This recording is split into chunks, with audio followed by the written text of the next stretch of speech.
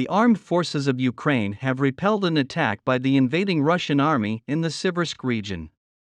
The Ukrainian General Staff reported that the Ukrainian army suppressed the attacks of the invaders in Kramatorsk, Verkhoyansk, and Siversk.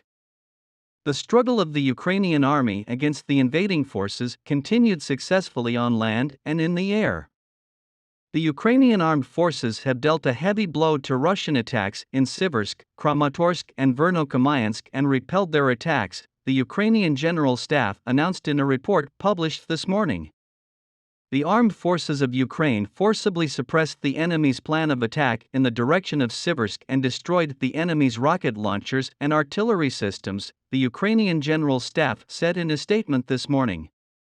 At the same time, the armed forces of Ukraine noted that the Russian attackers continued their offensive in the Kharkov, Bakhmut, and Zaporizhia regions of Ukraine, but without success. All the actions of the enemy against the mentioned settlements were unsuccessful.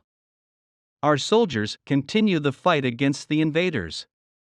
Together we will succeed, he used the expression. The war started by Russia with the aim of invading Ukraine has entered its fifth month today. The General Staff of Ukraine continues to provide information on the losses of occupying Russian troops in the country during the Russian offensive against Ukraine. February 24, 2022, the General Staff announced the number of soldiers and ammunition lost by the Russian army during the occupation attacks on Ukraine between February 24 and July 24, in a post on social media. In a statement, the Ukrainian General Staff reported on the latest situation regarding the losses of invading Russian troops in connection with the war launched by Russia in Ukraine. According to the report, a total of 39,520 Russian invaders have been neutralized since the beginning of the war. It was also reported that a large number of military equipment belonging to the invading Russian army, consisting of 1,722 tanks, 3,942 armored vehicles, 221 aircraft, and 188 helicopters, were destroyed. On the other hand, the Russian occupation forces lost 714 unmanned aerial vehicles, UAVs, 15 ships, 2,863 military vehicles, and 73 special equipment. 170 cruise missiles launched by the Russian invaders were also shot down and destroyed by the Ukrainian air defense troops. The armed forces of Ukraine have destroyed a base and 4 ammunition depots belonging to the Russian occupation forces over the past day. Ammunition depots belonging to the occupying forces were located in Kherson and Donetsk. The Ukrainian army continues to destroy ammunition depots created by the Russian army in occupied Ukraine.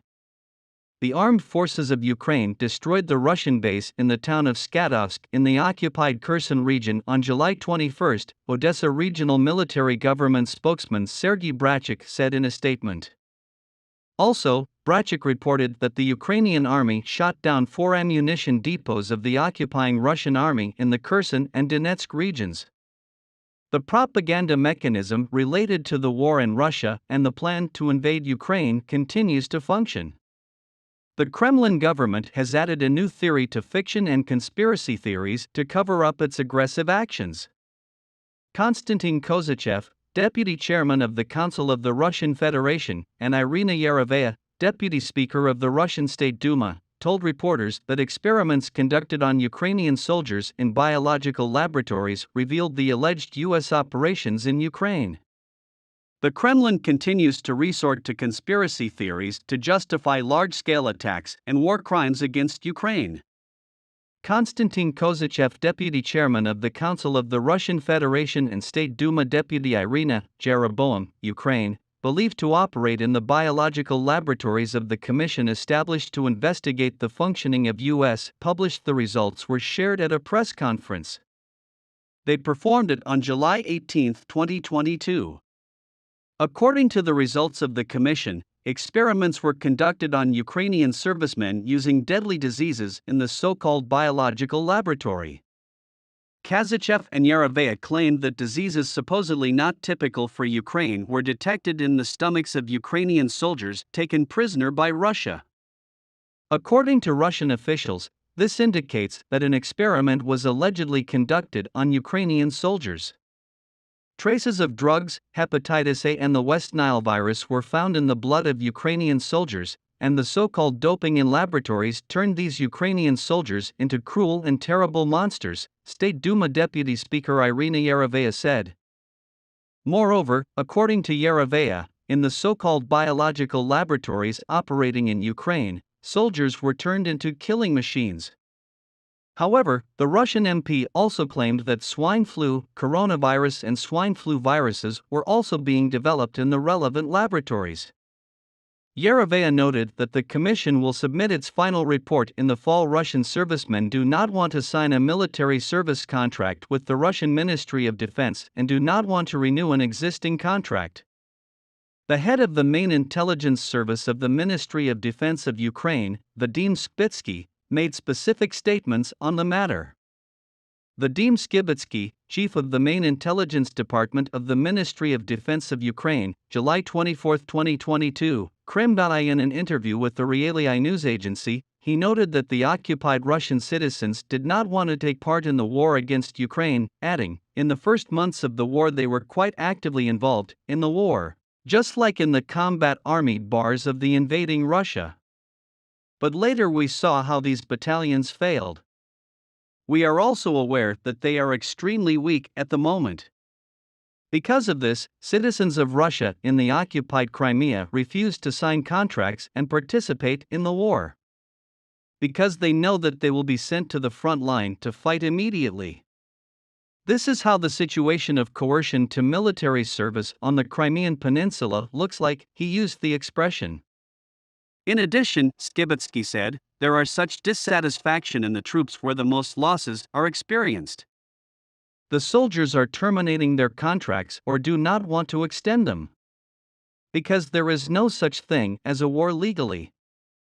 There is a special operation. In this case, the soldier may not extend his contract by returning to his unit. Lawyers also help soldiers with this. On the other hand, if war had been declared, the punishment for disobeying the order would have been completely different, said. The explosion that occurred in the Ukrainian port of Odessa sat on the agenda of the world public opinion. Noting that the attack was rather condescending, Ukrainian President Vladimir Zelensky said, "They can't fool anyone after this," said. On the one hand, Russia says we are open to dialogue, and on the other hand, it continues its attacks, Zelensky said, noting that Russia is trying to deceive the international public. They continued their aggression. They are attacking the front. The last attack seriously damaged the Odessa Art Museum. They can't fool anyone anymore. Such attacks will strengthen our resistance, allowing us to get weapons faster, he said. Commenting on the attack, U.S. Secretary of State Antony Blinken said, "This attack serves nothing but to undermine the agreement in Istanbul. We condemn Russia for attacking the port of Odessa with missiles. An agreement was reached to remove grain from the region in Ukraine. The goal of Russia is to ensure that this agreement does not happen," he used his statements. This week, Ukrainian forces used long-range missiles to hit the Antonivsky Bridge over the river, trying to prevent Moscow from carrying out military resupply from the Crimea region. A video released by a senior Ukrainian official showed that the mission was a success. An advisor to the president of Ukraine, Anton Gashenko, announced on Twitter that the attack was carried out with high-mobility artillery rocket systems sent by the Biden administration.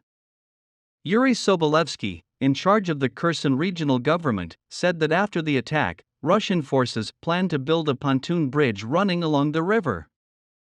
If the Ukrainians can take control of the river, it will weaken the state of the Russian defense and make it more difficult to control Kherson, said Ben Berry of the International Institute for Strategic Studies in his assessment of the issue. Berry explained that Russia could use military helicopters to send supplies and support to the region, but the helicopters would be vulnerable to Ukrainian anti-aircraft missiles and would cost Russia more.